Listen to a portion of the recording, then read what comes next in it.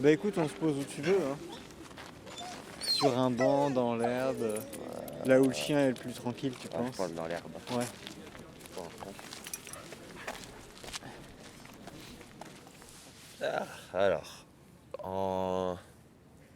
pour ceux qui ne me connaissent pas, moi c'est Florian Balma. Après j'ai bientôt 24 ans. Ça va faire 5 ans et demi que je suis à la rue. Je touche du bois parce que c'est ma dernière année.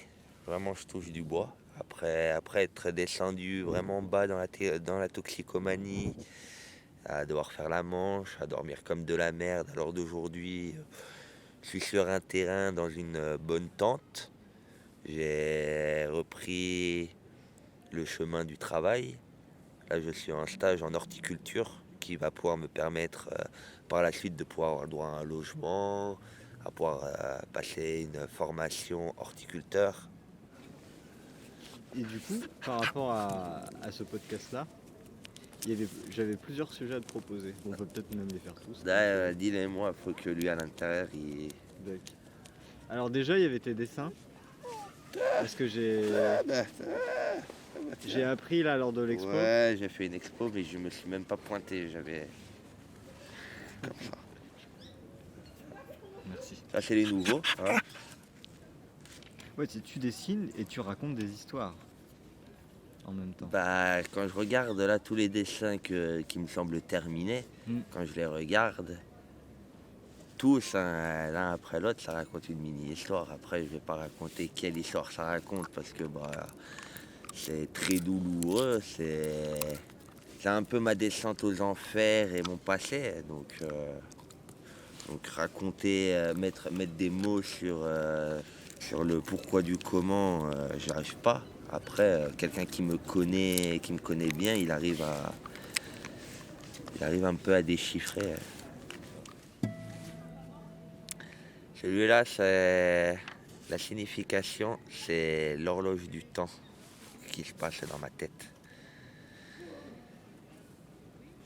Un peu le gardien du temps, celui qui me rappelle que la vie est longue, mais elle est très courte aussi. T'as une horloge dans la tête du coup. Depuis que je suis passé à côté de la mort, que je me suis fait shooter par une voiture, je vis un peu au jour le jour tous les jours. La vie, elle peut être longue comme elle peut s'arrêter comme ça. Là, dans 10 minutes, tu peux mourir et ne plus jamais te réveiller. Donc j'ai constamment une horloge dans ma tête qui me rappelle que tu as une vie, ta vie, elle peut être longue et il peut se passer beaucoup de choses, comme elle peut être courte et qu'il peut rien se passer. Tac, après t'as celui-là. C'est toi. Ouais, de toute façon, tous les petits bonhommes que tu verras, ils sont tous inspirés un peu de moi. C'est un peu tous les petits bonhommes qui peuvent y avoir dans ma tête. Tu sais, quand je dis que, certes, là, on me voit en un, mais en soi, on a plusieurs petits choix. Après, il y a celui-là. Voilà, tu vois, clairement. Voilà, tu vois, c'est le moi démoniaque, le moi fou, le moi terrorisé, le petit moi, le moi insolent. Là, c'est la partie folle. Et ça, c'est moi. C'est le moi que l'on voit. Là, sur celui-là, c'est le masque. On peut. Le masque qu'on porte dans Voilà. la société. On est obligé de se mettre. Pas que dans la société, dans la vie de tous les jours, tu es obligé de te mettre un masque. Tu es obligé de mettre un masque. Tu es obligé de ne pas montrer aux gens les choses qui t'atteignent qui à l'heure d'aujourd'hui ne portent pas de masque. Regarde, je vais te donner un exemple. Là, quand tu me regardes, j'ai l'air d'aller bien. Pourtant, non. Pourtant, tu vois, j'ai pas l'humeur, je suis énervé, mais je suis obligé de me mettre un masque. Sinon je vis pas. Si tu te mets pas un masque, les gens, soit ils se foutent de ta gueule, soit sinon ils en profitent avec ta souffrance. Tu es obligé de te mettre un masque. Donc en gros, c'est un peu ce que je représente là. C'est derrière le masque, ça peut être tout paisible, mais tu es obligé de te mettre un masque. Et vice-versa, tu peux être de bonne humeur et devoir te mettre un masque de quelqu'un hyper énervé. Comme la plupart des gens qui travaillent dans un quartier, ils sont obligés de se mettre un masque, d'être hargneux, tout ça, alors qu'en vrai, la plupart, ils sont gentils. Pour en revenir à... Il était où Il était où Il était où Il était où Trop de feuilles, tu les feuilles. Ah ouais. Là, tu me vois en train de tenir le masque.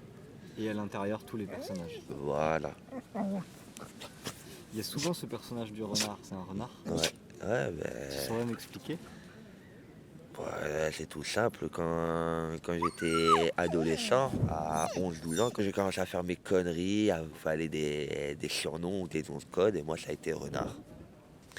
Et au final, en grandissant, moi, je me suis renseigné un peu. En fait, un renard, c'est quelqu'un de peu sociable, qui s'entend seulement avec ses congénères, des gens qui leur ressemblent. Donc en gros, ça me va très bien. Je suis peu sociable.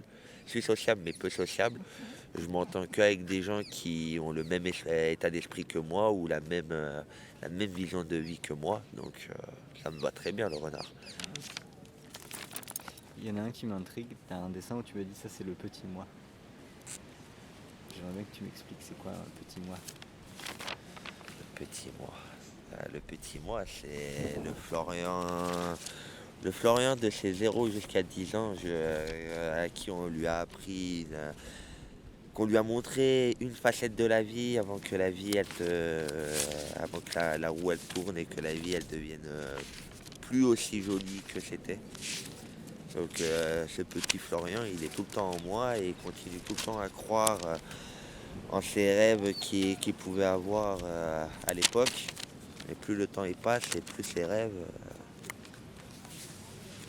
non, ce qu'on appelle cette part d'innocence. On a tous cette partie de soi innocente qui, même quand t'as eu de la merde dans ta vie ou que t'es passé dans des moments compliqués, t'as ton idéal de vie. Je sais pas, quand t'es gamin, putain, moi plus tard, j'aimerais bien avoir ma maison, travailler dans ça, avoir ma voiture, être pété de thunes, pouvoir vivre comme je veux, être heureux, tout ça. Toi, ce mode de vie, cette vision de la vie, moi depuis tout petit, je rêve qu'une chose, c'est de pouvoir profiter de la vie, d'avoir les moyens, certes, de pouvoir profiter de la vie, de ne pas me casser le cul de 8 h jusqu'à 18 h à travailler, à pas profiter de la vie, à sortir du boulot et de même pas pouvoir profiter de ta vie.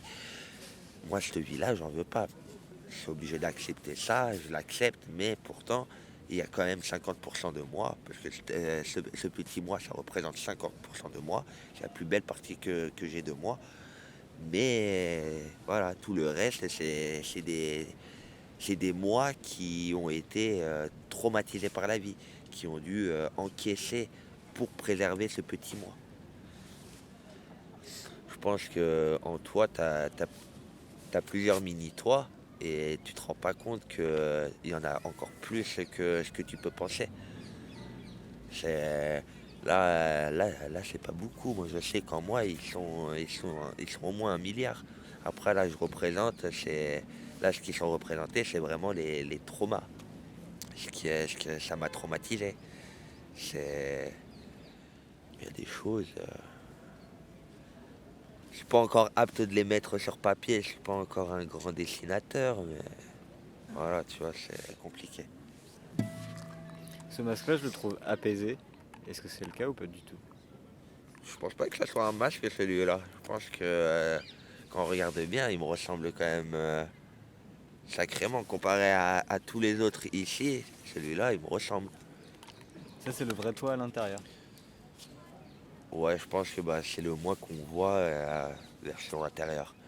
Parce que le moi qu'on voit là, il est aussi à l'intérieur. Ça, c'est Logique, sinon comment il peut discuter avec les mini-mois? Le dessin, c'est un peu. Moi, depuis que je suis petit, que je fais du dessin. Moi, c'est ma grand-mère qui a transmis ça à ma mère dans les gènes. Et, du coup, bah, moi, ça m'est tombé dessus. Depuis tout petit, à chaque fois que je suis pas bien, je dessine, tout ça. Après, il y a eu un temps, bah, mon adolescence, où j'ai laissé ça pour faire mes expériences. Après, je suis tombé à la rue et dans les drogues, donc bah, mon cerveau, il avait plus envie et je m'y suis remis. Bah, dès que j'ai commencé à arrêter, ça m'a beaucoup aidé à faire le switch entre la toxicomanie et le retour à la vie réelle. À l'heure d'aujourd'hui, bah, ça continue en fait quand je sens que j'ai le cœur gros ou le cerveau trop rempli. Bah, dessiner, ça te permet un peu d'évacuer. C'est c'est mon labyrinthe à moi.